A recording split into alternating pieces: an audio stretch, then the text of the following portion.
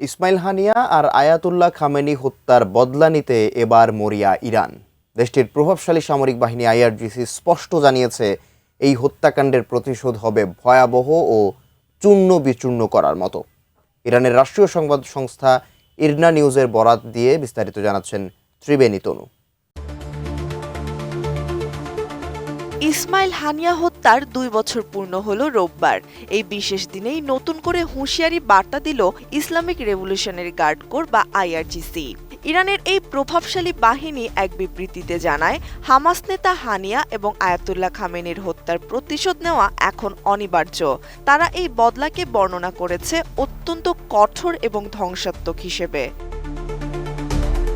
তেহরানে এক রাষ্ট্রীয় অনুষ্ঠানে যোগ দিতে এসে 2 বছর আগে শহীদ হন ফিলিস্তিনের স্বাধীনতাকামী সংগঠন হামাসের রাজনৈতিক শাখার প্রধান ইসমাইল হানিয়া।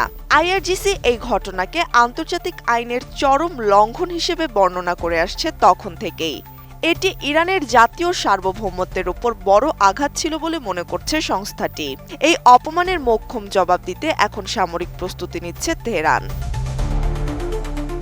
বিবৃতিতে বলা হয়, হানিয়া হত্যার পর ফিলিস্তিনিদের মনোবল কয়েক গুণ বেড়েছে। আগের চেয়ে বেশি শক্তিশালী হয়ে উঠেছে হামাস যোদ্ধারা। ইরান মনে করে নেতার রক্তে প্রতিরোধের চেতনা ছড়িয়ে পড়েছে বিশ্বজুড়ে, আর এখন ইসরায়েলি শাসনের পতন সময়ের ব্যাপার মাত্র। ইরানের রাষ্ট্রীয় সংবাদ সংস্থা ইসলামিক রিপাবলিক নিউজ এজেন্সি ইরনা জানায়, গাজায় চলমান যুদ্ধ এবং লেবানন পরিস্থিতি নিয়েও কড়া হুঁশিয়ারি দিয়েছে তেহরান। তারা বলছে, মার্কিন যুক্তরাষ্ট্র এবং পশ্চিমা দেশগুলো ইসরায়েলকে সরাসরি সামরিক মদদ দিচ্ছে। এই সমর্থনের কারণে পশ্চিমা বিশ্ব এখন ফিলিস্তিনিদের ওপর চলা গণহত্যার সরাসরি অংশীদার। কেবল ইসরায়েল নয়, বরং তাদের দোসরদের বিরুদ্ধেও কঠোর হচ্ছে মধ্যপ্রাচ্যের দেশগুলো। আইআরজিসির দাবি অনুযায়ী কাশেম সোলাইমানি এবং হাসান নাসরুল্লাহর মতো নেতাদের ত্যাগ বৃথা যাবে না।